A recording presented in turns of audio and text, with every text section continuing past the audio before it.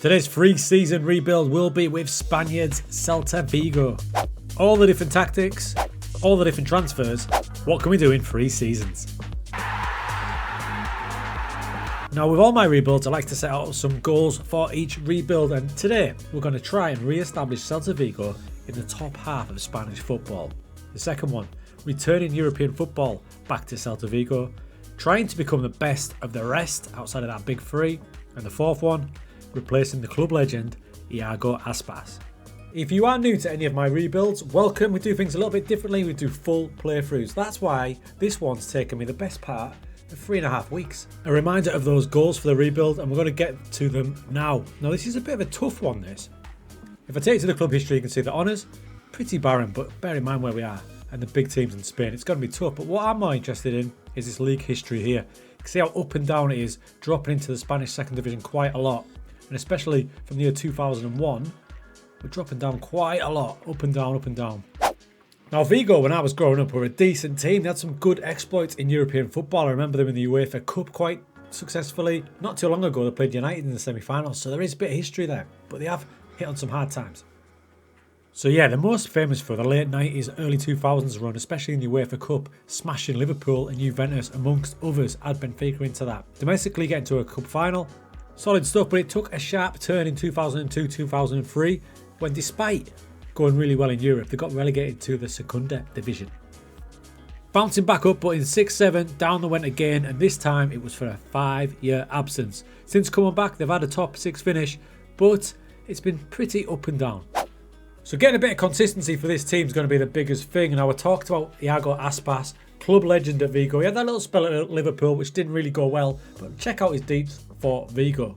You can see there that little period at Liverpool, 9.25 million, then to Sevilla, but then back home to Celta for 3.3 million. And since then, you look at the league results, 14 goals, 19, 22, 20, all the way through. He has been the absolute talisman for Celta Vigo. But he's 34 now, so I'm looking at this rebuild like we'll probably get a season or 2 out of him, and I need to find the heir to the throne for Celta Vigo and Iago Aspas. Now, initial thoughts on the squad, it looks a decent size, but then you look a bit closer, you can see there's an awful lot of players here that are out on loan all over the place. So, we're going to have some big moves to make, I think. Initial thoughts are, for tactic-wise, there's a lot of centre-backs, so possibly 3 at the back. We'll go into it deeper, but up front, we might be lacking a bit. Midfield looks pretty solid.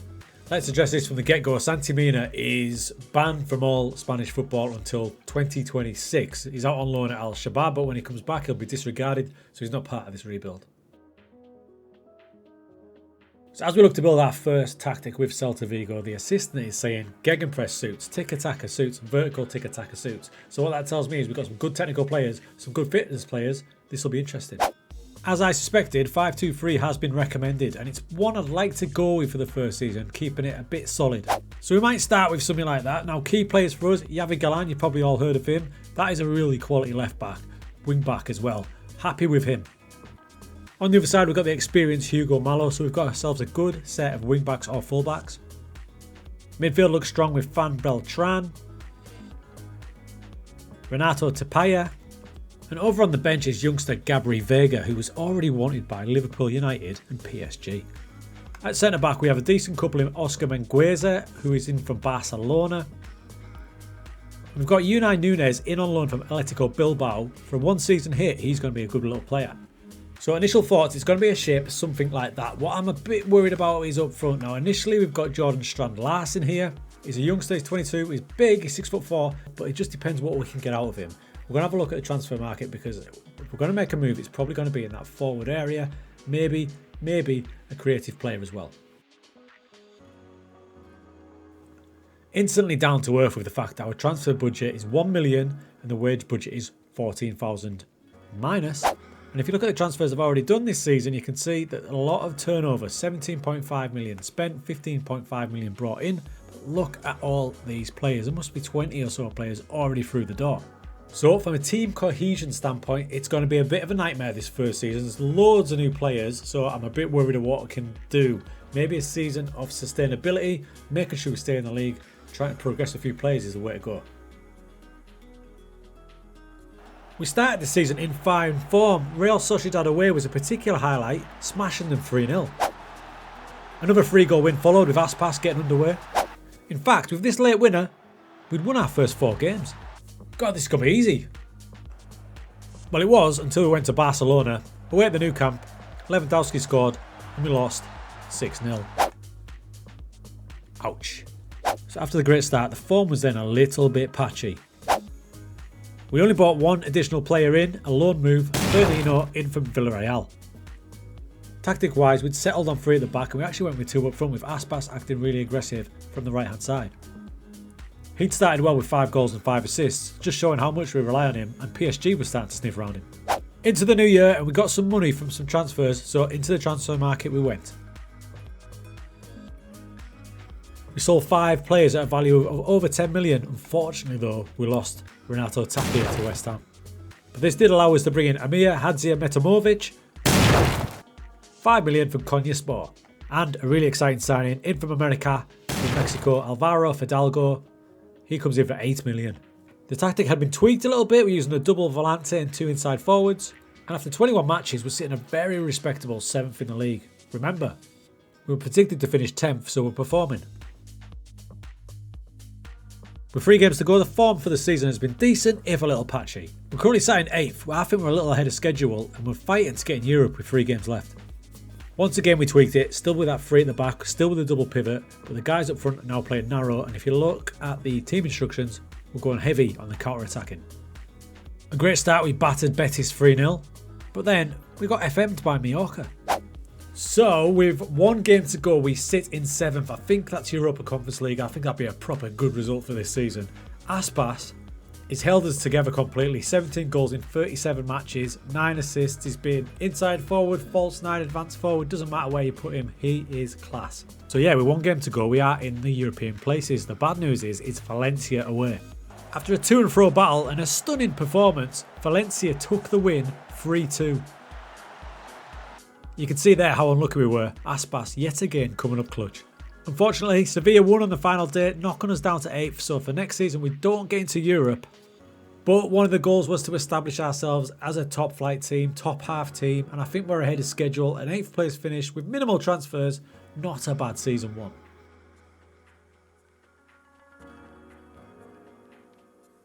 So here we go then, season 2, and the media have us down at 10th again. Are you kidding?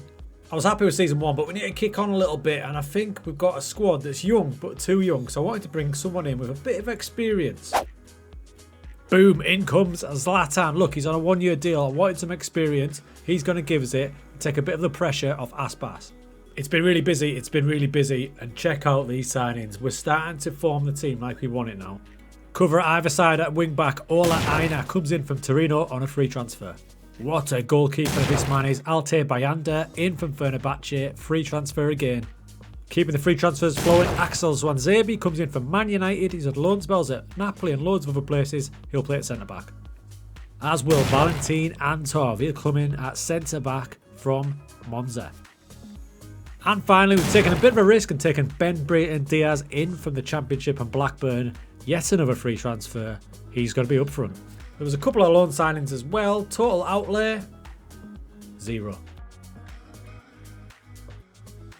There are the fixtures we've started with. Look, really tough start, but you can see the improvement. Barcelona only getting a 1-0 victory over us. But I wasn't happy, so I started experimenting with 4 at the back formations, and we've just came into our latest game against Levante. Ben Brayton Diaz linking up with Zlatan, playing in 2D to make sure the formation's working. I like it. I bet you weren't expecting that, right? I'm still exploring the roles a little bit, but so far so good. 1 game, granted. And next up, Real Madrid. I'm not sure how it happened, but this result will go down in the ages. First goal, Courtois, messing about with. Look at this, they're mocking us, but Zlatan says not today. Corner, 60 minutes, Galan takes Zwanzebe. 2-0. Same gig, Galan, Zwanzebe, off the bar. Fran Beltran puts it in. And yet another corner, Galan takes Zwanzebe. 4-0 away at the Bernabeu. You can see the results since we switched formation. We've won every match and we've only conceded 1 goal. I think the board are enjoying what we're doing. Finances also through the roof, largely thanks to that great transfer window we had. So just before Christmas, we sit in 4th behind the big 3 after that insane run. Talisman so far, not Aspas, but Ben Brayton Diaz has bagged 9 in 14 matches. So we're deep into the season now. We've stuck with the tactic. We've flipped a few roles here and there, but it's super counter-attacking. I love it. Now, some more transfers in January. Centre-back Thomas Arujo in from Benfica for 5 million. 21 years old, snip. And the next one we're really excited about is Rooney Bargi in from FC Copenhagen for 9.75 million. I'm hoping this could be our new Aspas. We kept the good form flowing through the season. A highlight was beating Atletico Madrid at home through Zlatan. We got all the way to the semi-finals in the Copa del Rey. Unfortunately, we met Barcelona and they knocked us out. I'm loving this tactic. You can see I've switched a few of the roles here and there from when I first started using it, but it's been super solid. Both wing-backs coming inside, helping out Beltran in there so Vega can push on, but it's the front four that are lighting it up. Zlatan's 42. He's 42. He's a year older than me, and he scored 7 with 6 assists. He's been perfect. His role is to drop off in here and link up with Bardi here and Vega, and he drops off superbly and lays the ball on for Brayton Diaz to break the lines. And that signing of experience has been even more important because Aspas has missed a huge chunk of the season with injury, and he's got another one now. He's out for 3 months. Basically, he's out for the season. Ben Brayton Diaz, by the way, 24 goals in 32 games in La Liga. As it stands with 6 games to go, we are in the Champions League places. We are so far ahead of schedule, it's silly. This form has been built on a cracking defence. We've only conceded 24 and we've scored 50. So we needed 2 wins out of our last few games to secure a shock Champions League place. Against Betis, we absolutely battered them with the man Diaz scoring 2. Next game against Athletic Bilbao, Diaz turns provider for the young superstar Rooney Bardi. Bang! By the way, following a slow start, he is starting to look like something special. Only 18. We might have found our new Aspas. That win gave us the most unlikely result. We are now in the Champions League next season. And not only that, top scorer in La Liga, Ben Brayton Diaz. Ladies and gents, we are way ahead of schedule. I think there's only one more objective to tick off, you know. But first, we need to plan for next season and how we can actually improve this squad and somehow keep us up there in that top 4. We are officially now the best of the rest. Better than Sociedad, better than Valencia, all those. Where can we improve? The bad news is Zlatan is retiring. Zlatan will be leaving us, so we need to remove him from position. We're going to need a new drop-off striker. And the other massive news is that, probably because of mostly injuries, that Aspas is also retiring at 36. So he's going. Now, for the next season, we need this man to step up and prove that he is his long-term replacement. Other than that, other areas we can potentially improve is probably right back. I don't know if Ola's a starter.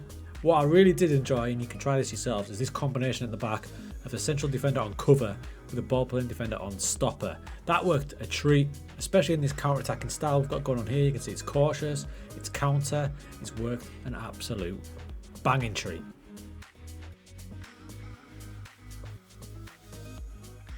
It's a new season, it's a new hoodie. Let's see what we've been up to. First of all, we brought in 12 million, getting rid of some fringe players. First through the door is Alberto Malario. He cost us 8 million from Las Palmas. I see him as an absolute future superstar. We've also took a punt on Joshua Zirkzee. For me, he looks like a younger version of Zlatan. Obviously not as good, but for 4.5 million, I think it's a decent option.